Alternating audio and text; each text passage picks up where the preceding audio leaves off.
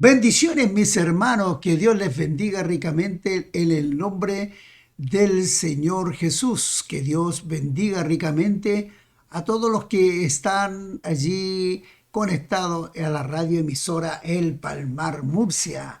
Bendiciones, bendiciones. Aquí estamos. ¿Sabía usted que Abraham fue justificado por la gracia de Dios? Bueno, hoy quiero tocar ese tema tan importante que la verdad eh, nos sirve para nosotros como eh, enseñarlos, a tratar de imitar lo que realmente recibió de parte de Dios este varón por obedecer. Porque realmente el punto decisivo de este pasaje realmente está ahí en el versículo 16. Dios cuenta la fe del creyente como justicia a fin de que la salvación sea por gracia. Y cuando hablamos de la gracia, es la gracia divina de Dios. De un Dios que es sobrenatural.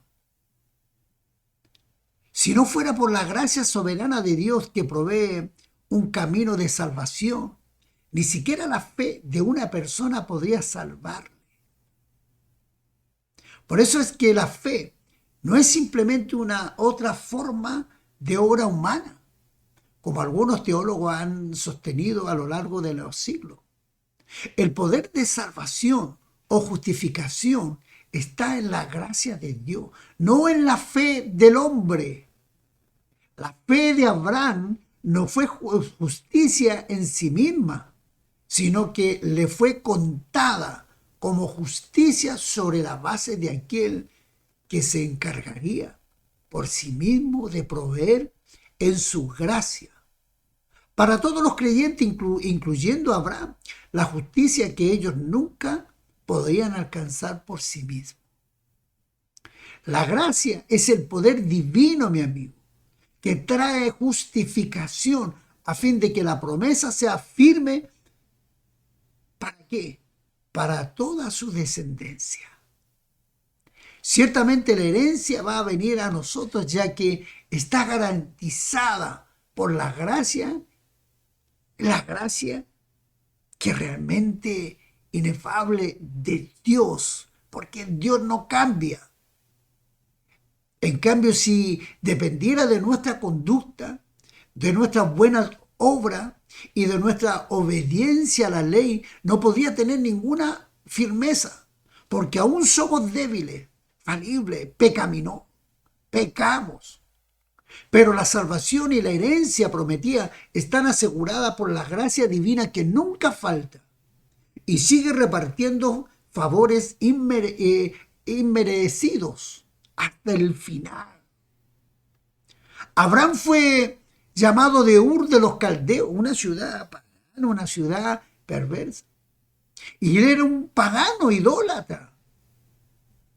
Porque ahí uno dice, no, Abraham, pero si Abraham tuvo que cambiar, Abraham, el Señor tuvo que realmente transformarlo, cambiarlo. Y antes del pacto de Dios con Abraham, no había judíos y por tampoco gentiles, hablando en términos estrictos. Pero el punto de Pablo aquí es que Dios contó la fe de Abraham como justicia antes de que existieran tales distinciones. Fue por esta razón que la fe de Abraham fue una fe universal que se aplica a toda la humanidad y no tan solo a los judíos, aquella descendencia que es de la ley. Y es por esta razón que Abraham llegó a ser padre de todos nosotros. Y esto es de todos los que confían en Jesucristo, sin importar su legado racial ni religioso. Abraham fue el prototipo espiritual de todos los creyentes genuinos. Él fue un pecador pagano, idólatra e impío que no confió en su propia que no confió en sus propios esfuerzos, sino en las promesas de gracia de Dios. Salvación por el poder divino, no por el esfuerzo humano. Pablo nos proporciona una imagen que nos ayuda a entender, tomando por ejemplo a Abraham, y se nos dice que él creyó esperanza contra esperanza. ¿Qué significa esperanza contra esperanza? Significa en estos textos que hay dos tipos de esperanza, una natural y una sobrenatural. Contra toda esta esperanza natural, Abraham creyó en la esperanza sobrenatural, lo que Dios le había expuesto. Naturalmente sabía que era absurdo albergar una expectativa razonable en cuanto a que de su unión con Sara naciera un niño, ya que ambos tenían una edad avanzada y podían darse por muertos respecto a engendrar hijos. Pero Dios le dijo que iba a tener uno y después de este otro descendiente, del cual vendría el Mesías. Y luego muchos gentiles.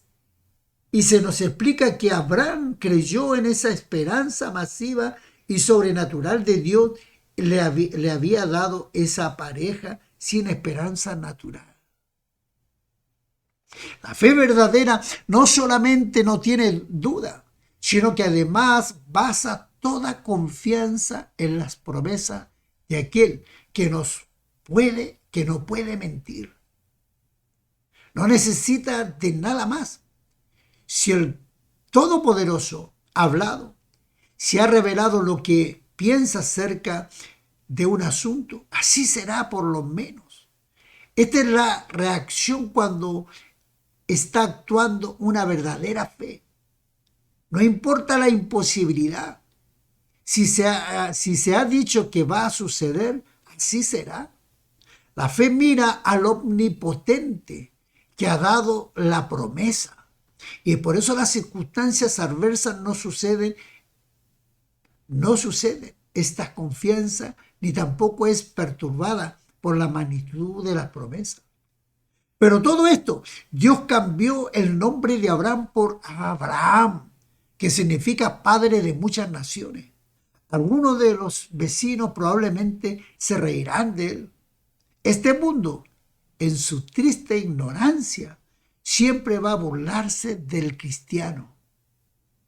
En la isla de los ciegos, el único tuerto, hablando enteramente de algo que se llama luz, se le tiene por loco. Y en este pasaje del versos 18 y 21, Pablo hace esta lista de 7 características claves de la fe de Abraham y de toda la fe que es dada por Dios, la única clase de fe que resulta en salvación. El apóstol declara acerca de Abraham que le creyó en esperanza contra esperanza.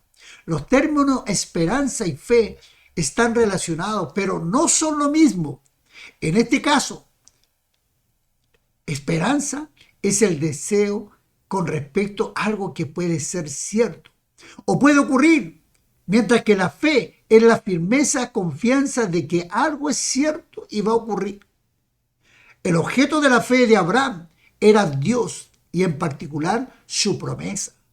Génesis capítulo 15, versos 5 y 6. Pablo declara que Abraham le creyó a Dios y no se debilitó en la fe. Debilitarse en la fe es permitir que la duda nuble y destruya en parte la creencia. Hasta este momento Abraham no había sido testigo de ningún milagro de Dios. Nunca había visto levantar una persona de los muertos. No obstante, él creyó. Leamos esta característica de Hebreos capítulo 11, versos 17 y 19. Su fe evitó que se desanimara en vista de sus propias debilidades naturales y casi 100 años. La impotencia natural no era un problema para Abraham, ya que su fe estaba puesta en el Dios sobrenatural, en el cual había creado desde el principio. Un caso similar nos presenta la fe de Noé, en Hebreos capítulo 11, verso 7. No construyó el arca solamente porque hubiera necesidad de hacerlo. En ese momento nunca había llovido sobre la tierra, sino que únicamente porque esa fue la comisión divina que le fue asignada. Él él no se limitó solo a creer, sino que mientras lo construía se convirtió en el pregonero de justicia. Segunda de Pedro capítulo 2, verso 5. No dudó de la promesa de Dios cuando las circunstancias que le rodeaban parecían hacer imposible su cumplimiento. La esterilidad de Sara no fue impedimento para la fe de Abraham, al igual que la impotencia de su propio cuerpo. Génesis capítulo 18, verso 11, verso 14 y Génesis capítulo 17, versos 21. Tampoco dudó por su incredulidad de la promesa de Dios cuando desde el punto de vista humano las cosas van por un buen camino. Es fácil confiar en Dios, pero cuando las cosas parecen imposibles, es todavía más fácil perder la confianza en Él. Sara fue una mujer de fe, Hebreo capítulo 11, verso 11. Pero antes de que su fe llegara a este punto de confianza absoluta, dejó escapar su risa cuando escuchó la promesa en Génesis capítulo 18, versos 12. Al igual que Sara, Abraham no se rió, sin embargo admite delante de Dios abiertamente que no entendía cómo se llevaría a cabo esa promesa. En Génesis capítulo 15, verso 1 al 3. No obstante, una fe que lucha no se puede equipar con las dudas, así como la tentación para pecar no es pecado mismo. El mismo hecho de que Abraham estuviera tratando de entender cómo podía cumplirse indica que él estaba buscando una vía de cumplimiento, aunque no pudiera ver la manera de hacerla realidad. Una fe más débil seguramente hubiera sucumbido ante las dudas. Las luchas sinceras con problemas espirituales proveen de una fe fuerte y temerosa de Dios. Las pruebas que Dios aplica a la fe de sus hijos están diseñadas para fortalecer su confianza y ellos deberían darle gracias por ella. Así parezca muy difícil o parezca, más bien dicho, muy difícil de hacer en el momento. En Santiago capítulo 1, versos 2 y 4 dice, cuando Abraham fue probado, resulta ser que fortaleció su fe. Su fe estaba dando gloria a Dios. La fe piadosa glorifica a Dios. Aquel que de la fe recibe todo el crédito y en consecuencia cualquier fe que no glorifique a Dios no está puesta en Él ni proviene de Él. Esta fue la posición de los 3 jóvenes hebreos al negarse a adorar a la imagen de oro. Pues su preocupación era honrar, obedecer y glorificar a Dios. Daniel capítulo 3, versos 16 y 18. Abraham estaba plenamente persuadido de que las promesas de Dios eran ciertas, que su poder era más suficiente, ya que estaba convencido de que Dios era también poderoso para hacer todo lo que había prometido. Esta frase resume el hecho de que su fe en Dios era completamente ilimitada. Gloria al Señor Jesús.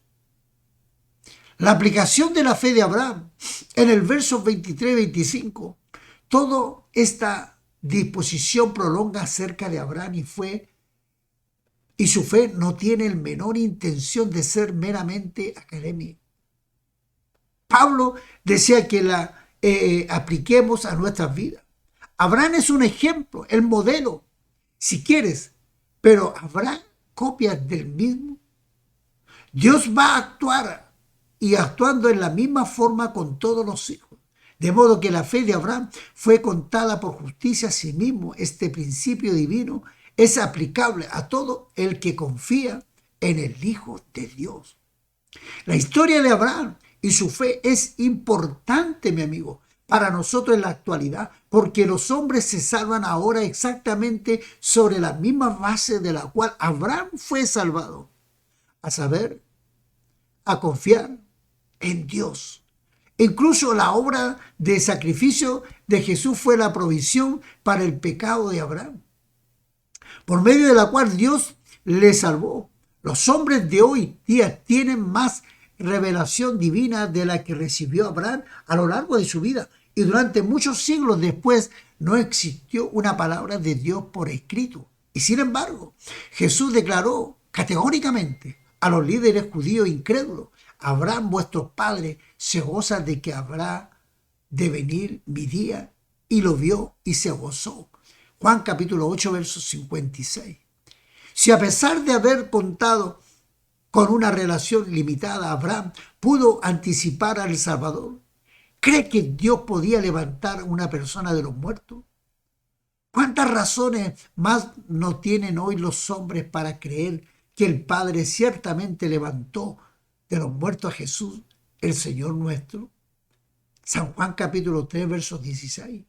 La salvación lleva contigo dos elementos. Aleluya. La purificación de nuestros pecados. Isaías 53, versos 5. Hechos capítulo 2, versos 23. Él fue abandonado al castigo que merecía la culpa de nuestros pecados. Y por eso recibimos a cambio una entera exonoración de nuestras rebeliones. ¿Puede profundizar en las maravillas de eso? 2. Si revestimos de la si ser revestido de la justicia de Dios por medio de su resurrección, el Padre está completamente satisfecho con la obra redentora de su Hijo, que su ley ha sido fiel y consumadamente guardada, consumadamente reivindicada. Entonces, mi amigo, bien, hasta aquí Pablo ha declarado, ejemplificando y probando hasta lo sumo, el gran tema de la justificación por fe. Todos los argumentos contrarios quedan destruidos sobre el piso, en pedazos.